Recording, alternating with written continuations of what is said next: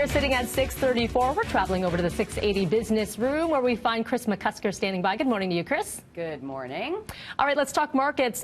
Trying to avoid that third straight losing day. How are we doing? Well, it doesn't look good. We've got Dow futures in the red, TSX under pressure, likely because the price for gold is in the red as well. And all of this is still connected to the potential, I guess, interest rate path for the U.S. Federal Reserve.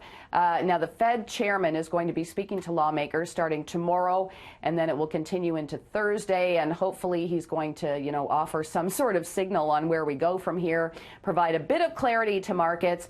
One thing that the analysts are expecting to hear is that he's going to say the Fed will act as appropriate to sustain the economic expansion. Those, I guess, will be words that will be music to the ears of investors. Now, here's the thing. The U.S. president has been highly critical of the Fed. This is a guy that he handpicked and has been calling for an interest rate cut. The Fed and the White House are supposed to be separate entities, so we'll see how all of this plays out. Again, the next Fed meeting comes up at the end of July. Now, on this side of the border, we are hearing about two investigations after that data breach at Desjardins Group.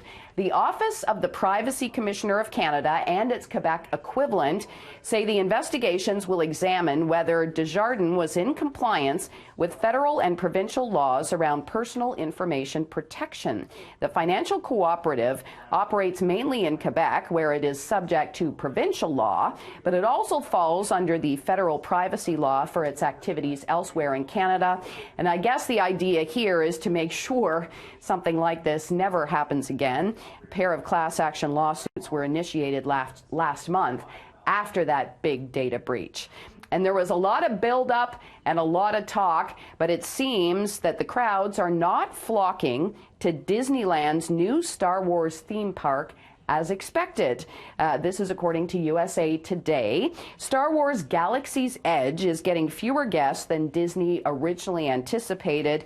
As an example, the wait time for the main attraction, where you essentially get to fly the Millennium Falcon, has hit 90 minutes on only a couple of occasions. And that, of course, is being compared to a ride at Disney's Cars Land, which at one point, when it opened in 2012, had wait times of 2 to 3 hours. So maybe people are just spacing things out, waiting, for the initial novelty to wear off at the Star Wars theme park. I don't know. Maybe, but just waiting for anything for 2 to 3 hours is pretty crazy.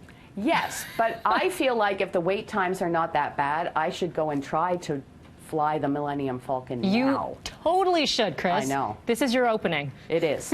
It is. I've got an opportunity. Okay, you fly there, fly on back. We'll check in with you tomorrow. Thank you. You got it.